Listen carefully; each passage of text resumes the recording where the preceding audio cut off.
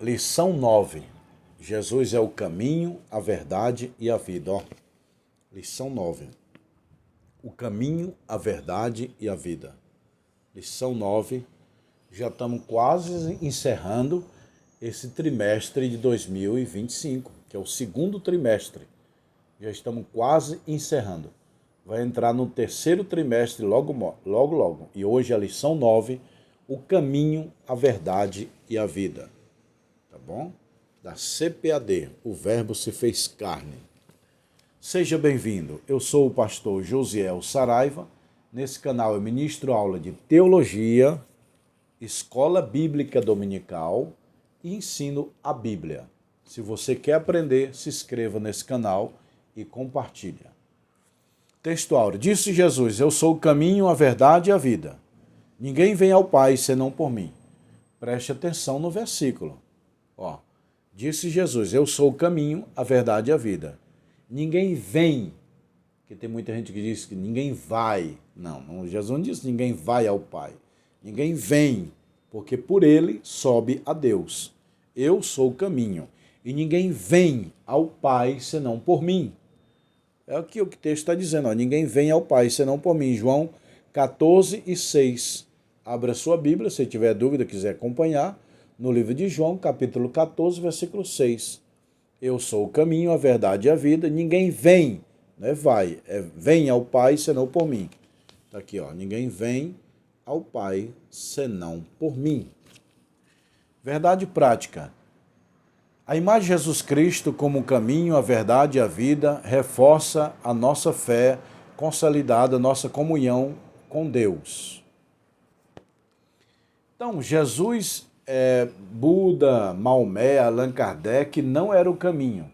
E alguns deles falaram, acho que foi Buda, eu não sou o caminho. Buda falou, procura a verdade, eu não sou o caminho. Todos esses homens falaram. Jesus foi o único que falou que é o caminho. Buda não falou, Maomé não falou, Allan Kardec não falou, mas Jesus falou, eu sou o caminho, a verdade e a vida. Introdução. A expressão eu sou o caminho, a verdade e a vida tem um significado especial para os cristãos em todo o mundo. Ele descreve de forma abrangente o Senhor Jesus na realização da obra da salvação. Jesus é o Salvador, meu irmão. Ninguém vai ao céu a não ser por Jesus Cristo. Paulo disse na Bíblia, nenhum outro nome é dado entre os homens a qual possa ser salvo, a não ser o nome de Jesus Cristo. Jesus é o mediador entre Deus e o homem, é o sumo sacerdote da nova aliança. Quer ser salvo? Aceite a Jesus.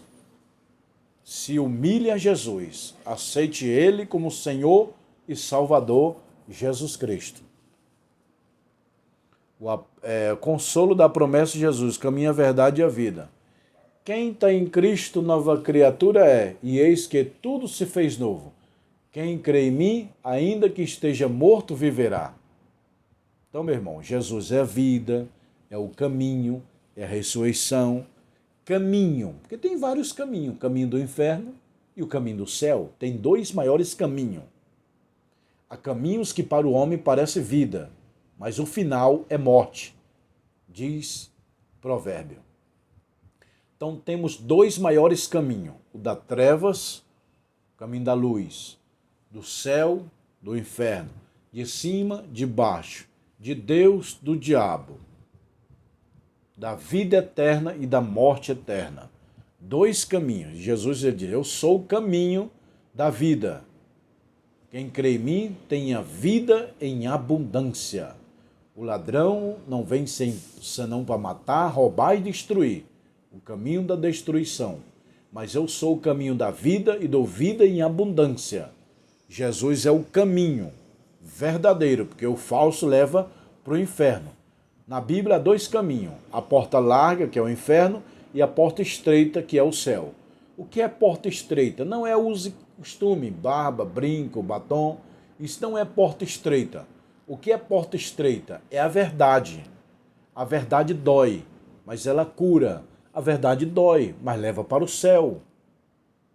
A verdade pode prejudicar no início, mas depois não prejudica.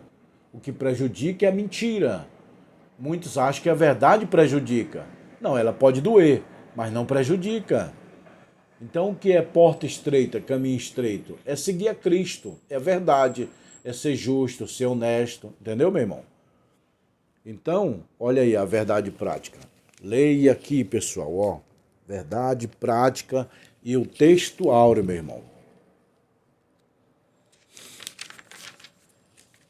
Presta atenção.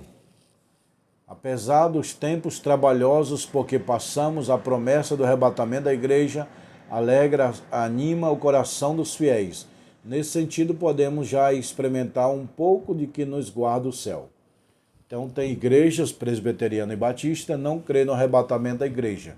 Eles crêem somente na segunda vinda gloriosa de Cristo, que também nós aguardamos. Mas as Assembleias de Deus, os pentecostalismos, eu fui ensinado assim, e mesmo depois de adulto, não revejo meus conceitos, é lógico, mas eu continuo afirmando que haverá arrebatamento da igreja. Pastor José, o senhor acredita no arrebatamento? Sim. É uma promessa bíblica. Eu virei, e o mesmo Senhor descerá do céu com alarido.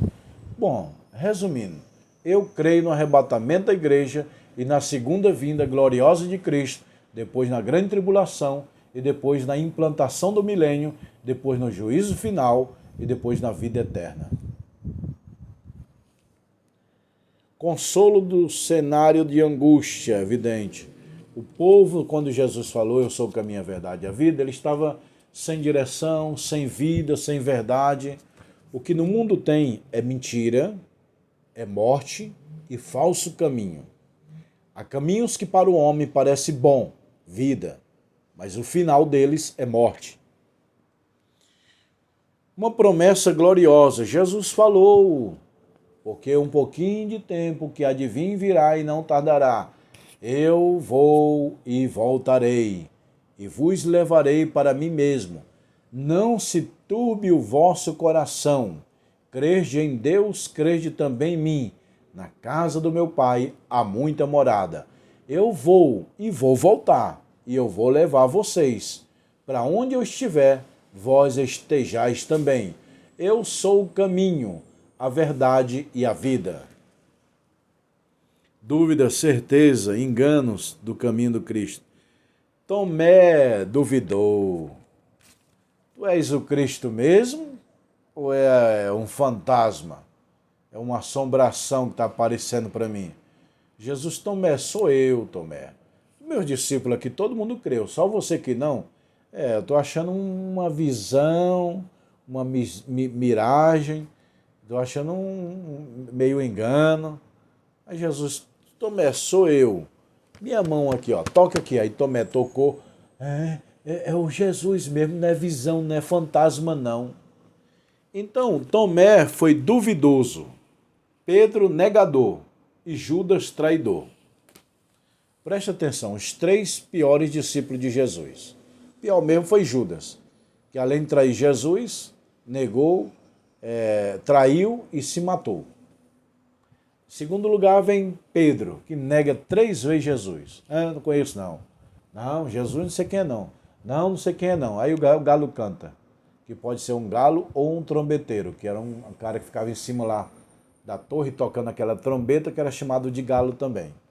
Mas importante se for o galo, se for a trombeta que tocou, o importante é que Pedro negou 3 vezes. E Tomé duvidou. Então Jesus tinha 3 discípulos problemáticos. Jesus tinha 12. Dos 12, 3 deu problema. Tomé foi duvidoso. Pedro foi negador. Judas foi traidor. Tomé releva-se. Pedro se perdoa. Mas Judas, que vendeu, traiu, negou, e aí do pior, se matou, ele não se enforcou. A Bíblia diz em Atos capítulo 1, acho que versículo 18, diz que ele se precipitou de um abismo.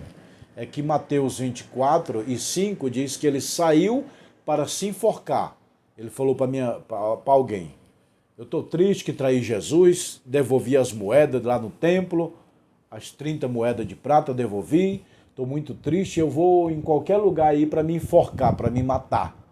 Aí chegando lá, ele se precipita, ele não se matou assim enforcado, ele se jogou de um precipício, diz a Bíblia, que as entranhas dele, a barriga se abriu. Está aqui em Atos capítulo 1. Deixa eu ver se eu acho aqui rapidinho para vocês. Deixa eu ver se é Atos 1:18. Isso, é Atos 1:18. Judas se jogou do abismo. Atos 1:18. Judas não se enforca, ele se joga de um precipício. A não ser que ele amarrou uma corda aqui na árvore, mas ele não morreu de enforcamento. Ele morreu que ele foi se batendo nas pedras, aí a barriga abriu, as tripas saiu. A Bíblia diz assim, ó. Ora, aquele que adquiriu com galardão de iniquidade, precipitando, arrebentou-se no meio de todas as suas estranhas e se derreteram. Ele se precipitou, ele se jogou do abismo. Então, os três piores discípulos de Jesus. Judas, que se precipitou, se matou. Pedro negou, Jesus perdoou, restaurou. Tomé, Jesus perdoou, restaurou. Jesus é o caminho, a verdade e a vida. Eu sou o caminho, a verdade e a vida, meu irmão. Essa expressão é muito linda. É uma expressão para você pregar em praça pública. Porque os pregadores de hoje estão pregando errado. Eles vão para a praça pública para falar mal do Papa, mal da Igreja Católica, mal de pastor, mal de igreja. Roupa suja se lava em casa, meu irmão. Como é que se prega na rua? É o que Jesus fez. Vinde a mim, todos cansados e oprimidos. Bem-aventurados os pobres de espírito. Que mais? Eu sou a fonte da água da vida, eu sou o caminho. Quem crê em mim será batizado, será salvo. Quem crê em mim, ainda que esteja morto, viverá. São esses versículos, esses contextos, essas mensagens cristocêntricas que é para pregar na praça pública. Praça pública se prega Jesus Cristo. Roupa suja se lava em casa. Entendeu, meu irmão? Então Jesus falou, eu sou a verdade, eu sou o caminho. Analisando as lições anteriores, a expressão caminho representa o título de reserva da natureza divina de Jesus. Eu sou o caminho do céu. Eu sou a verdade que Adão não aceitou. Adão negou Deus no jardim. Eu sou a verdade, eu sou o segundo Adão. Eu sou a vida. Ou seja, porque a morte entrou no jardim do Éden. Mas Jesus entrou a vida. Dois maiores jardins. O jardim do Éden e o jardim do Getsêmani. No jardim do Éden, Adão caiu. No jardim do Getsêmani, Cristo levanta o homem. No jardim do Éden, entrou a morte. No jardim do Getsêmani, entrou a vida. No jardim do Éden, entrou o pecado. No jardim do Getsêmani, Cristo perdoou o homem. No jardim do Éden, entrou a maldição. No jardim do Getsêmani, Jesus trouxe a bênção. No jardim do Éden, Satanás venceu. No jardim do Getsêmani, Cristo venceu Satanás. Tá vendo aí, pessoal? Dá uma pregação. Pode pregar que eu deixo. Os dois maiores jardins da Bíblia. É um tema. Os dois maiores jardins da Bíblia. Jardim do Éden e Jardim de Deus. Aí você fala, no Jardim do Éden entrou o pecado. Jardim do Getsêmani entrou a vida. Jardim do Éden, Satanás venceu. Jardim do Getsêmani, Cristo venceu Satanás. E assim vai, tá bom, pessoal? Conclusão. Reconhecer Jesus como o único caminho, a verdade e a vida é a oportunidade de esclarecer as suas dúvidas e incerteza. Ter o Senhor como caminho, verdade e vida proporciona consolo no momento difícil de vida. Através dele podemos conhecer a Deus, experimentar a verdade, a libertação de estar reconciliado em comunhão com ele. Essa é a lição de número 9. A próxima lição é a lição de número 10, tá bom? Shalom Adonai. Câmeras. Aí, pessoal. Aqui é a Bíblia Sagrada, ó. Bíblia de estudo, que eu sempre mostro para vocês. Quem quiser comprar, eu tenho essa Bíblia aqui de estudo. Tem os livros de teologia. Ó. O canudo de formatura que vai ser esse ano. E os anéis. Pastor, eu quero o meu anel de teologia. Anel fino e anel grosso. Anel fino e anel grosso. Vem na caixinha, ó.